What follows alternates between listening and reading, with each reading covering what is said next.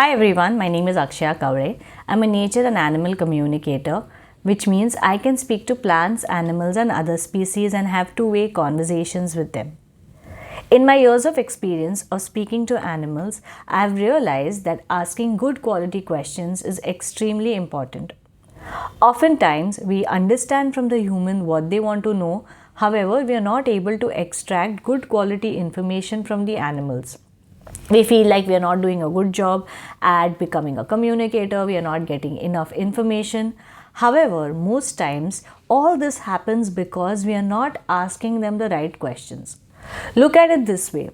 If generally speaking we ask someone, how are you feeling? They're going to tell us they are fine. It's very rare that they'll sit and tell us everything that has happened in their lives. However, if we give more context to this question, in case if you know I haven't been feeling too well recently and you ask me specifically how I'm feeling now because of my past medical issues, I'll give you an answer which is appropriate for that question because you gave me context to what you're asking me. Likewise, asking questions with appropriate context is very important in animal communication. And to get this context, it is extremely important that we understand the whole situation from the human. So whenever you're communicating with animals, especially animals of other people, it is important that you understand the context from the human. Don't hesitate to ask the human appropriate questions and allow them to express themselves with whatever is happening.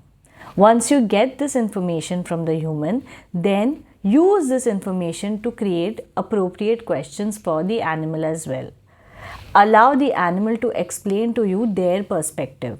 So when you are making your questions, avoid asking questions that could be deemed as leading questions, suggestive questions. Avoid asking close-ended questions. Instead, ask open-ended questions to the animal.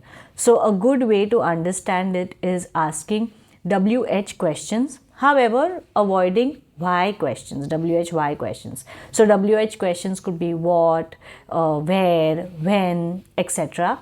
And you could also ask how. So asking questions starting with these questions, these words can help you ask them open-ended questions so that you can extract maximum information from the animal. But instead, if you just choose to ask close-ended questions which have answers like yes or no or monosyllabic answers, or if you're suggesting something to them like are you behaving like this because you're upset or angry, it will definitely impact the kind of answers they're going to give you. It also closes our channels to information from the animal. So instead, if we ask them open-ended question, we are open to everything that they want to share. But if we stick to close-ended questions or suggestive or leading questions, then we also expect like one of the two answers or one or the answer that is aligned to the options that we are giving them. So these few things can really help you ask good quality questions. Have a structure to your conversation in the sense that first get all the information. I like noting things down and having everything in front of my eyes so that it helps me understand the situation better. Once I've understood that, then I formulate a few questions in my head which I feel are appropriate for the communication.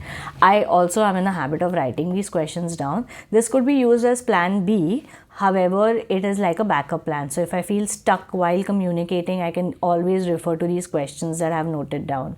I also don't hesitate to go back to the animal and seek for clarification in case I feel like the answer is not complete or I'm not correctly understanding anything, or if I feel like the communication in itself is a little incomplete or has not given me enough clarity that can then give clarity to the human, I will go back and keep asking repeated questions. So this is how you can structure your conversation, and this is how you can improve upon the quality of information you are able to get from the animal. I hope you enjoyed watching this video and found it helpful. If you can think of any questions that you think are pertinent to understanding the animal better, please do mention it in the comment section below so that we can all learn from each other. Until the next video, bye-bye.